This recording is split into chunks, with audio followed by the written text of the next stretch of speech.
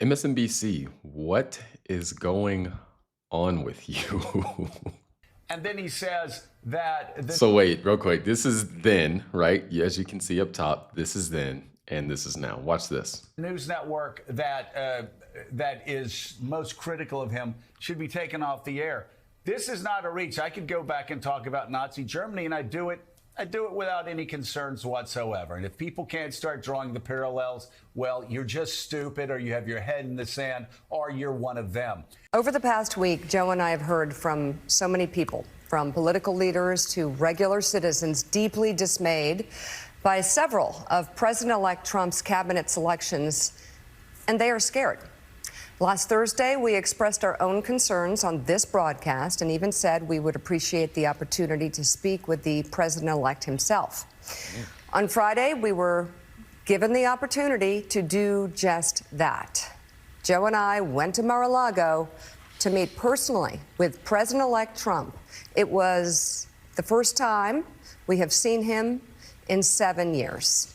Now, we talked about a lot of issues, including abortion, mass deportation, threats of political retribution against political opponents, and media outlets. We talked about that a good bit. And it's going to come as no surprise to anybody who watches this show, has watched it over the past year or over the past decade, that we didn't see eye to eye on a lot of issues, and we told him so. What we did agree on was to restart communications. My father often spoke with world leaders with whom he and the United States profoundly disagreed. That's a task shared by reporters and commentators alike. We had not spoken to President Trump since March of 2020, other than a personal call Joe made to Trump on the morning after the attempt on his life in Butler, Pennsylvania. In this meeting, President Trump was cheerful, he was upbeat, he seemed interested in finding common ground with Democrats on some of the most divisive issues. And for those asking why we would go speak to the president-elect during such fraught times, especially between us, I guess I would ask back, why wouldn't we? These are the same people who acted like Trump was Hitler. I mean, during Trump's Madison Square Garden rally, right? These were the people, MSNBC, right? Was running clips comparing Trump's rally in Madison Square Garden to a Nazi rally like 100 years ago there. Like, they've been purposely manipulating public opinion to make Trump seem like the devil continuously. But now all of a sudden they're reasonable. We're the reasonable adults. Why wouldn't we? Wouldn't that be the right thing to do? No, here, I'm gonna let her finish first.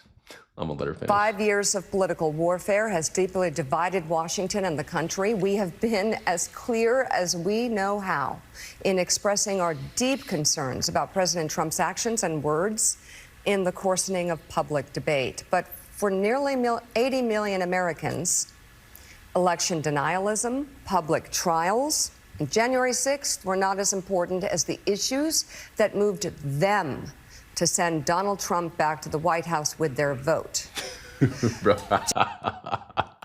Look at his face.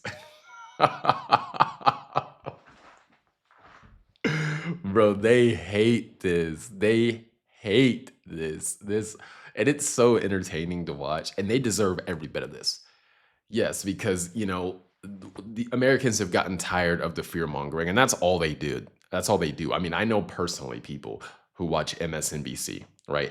And they come talk to me about the wildest, most conspiratory things. I'm like, do you care about facts at all?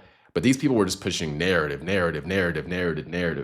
And to see the American people reject that, it's a glorious thing. And I'll explain a little bit more here in a second why they're coming out and talking like this. But just one more time, look at that face. He's loving it. He's loving it. And again, I find it funny that they act like they're the reasonable people in the room.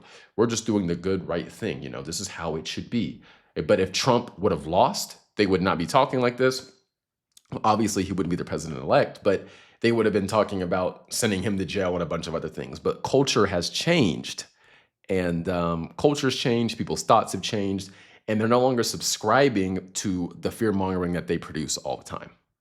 Joe and I realize it's time to do something different And that starts Oh, you realize it's time to do something different, she says.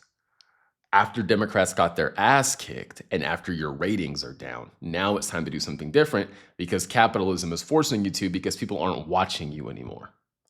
with not only talking about Donald Trump, but also talking with him.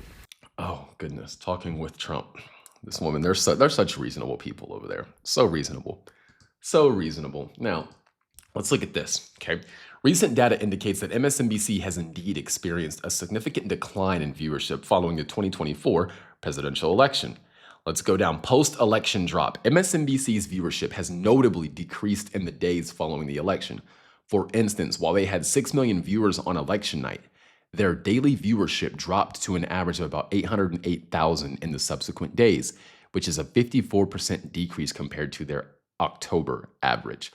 So what's happened is their ratings have fallen through the floor. And Americans, well, I mean, there weren't regular Americans watching MSNBC, in my opinion, but a lot of people on the left got fed up with the fear-mongering and the lying, right? And they gaslit these people into believing that they were going to win handily and everything was going to be okay because women are this and women are that and yada, yada, yada, yada, yada. And yeah, Kamala Harris got obliterated. Democrats lost. Republicans have control of the House. They have control of the Senate. They have control of the presidency. They have control of the Supreme Court, right? They won the popular vote. I mean, how worse could it get? So yeah, there is a reason that they're doing this, and it's not out of the goodness of their heart, and it's not because they're good, reasonable people. They sense that a shift needs to happen or they will become irrelevant. And they're right, because people are tired of their fear-mongering and they're lying. And that's all they've been doing this election cycle is fear-mongering and lying, fear-mongering and lying, fear-mongering and lying. And the American people have rejected it, and in order to try and stay relevant, now they're trying to moderate and act like they're quality people and they're adults in the room and they're just doing the good, right thing. No, we can see through it. But it's good to watch them have to moderate. It's nice to see them humble themselves. They deserved it. Anyway, that's all I got. Like, share, and subscribe. I will see y'all in the next one. Y'all have a wonderful day.